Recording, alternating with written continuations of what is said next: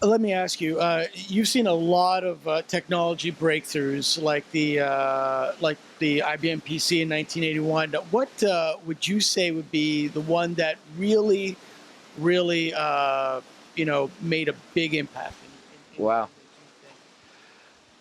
Well, I remember in the first year of my first job in Canadian computer distribution was in 1984, and that was the same year the Macintosh was introduced. And I remember as clear as day going to Macintosh training. I was working in Vancouver at the time, and I just thought to myself, what a what a great little product this Yeah, is. I mean, they only had two pieces of software, Mac Write and Mac Draw, yeah.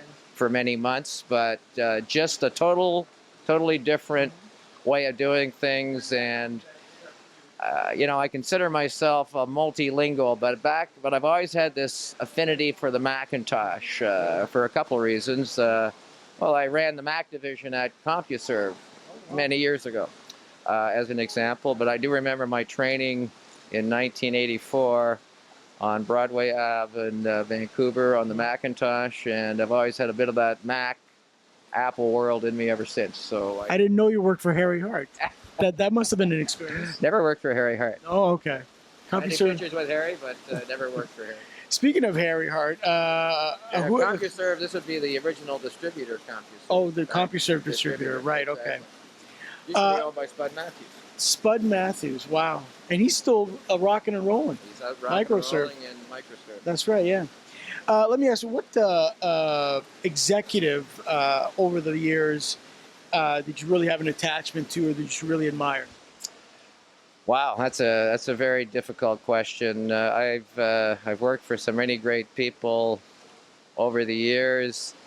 On the vendor side, I would say one of the people that really impacted me was Andy Grove. I remember Intel. being, as I was cleaning out a bit of my office every week now, Follow, and I ran across a 1997 Intel conference that I had attended with Ron Austin, who was president of Global at the time.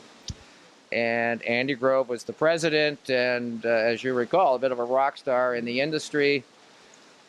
His talk was outstanding. So always appreciated his passion for the customer, his paranoia about always trying to do better, and only the paranoid survive. And he always got asked that question: "What keeps you up at night?" Right. And he could talk for hours about that.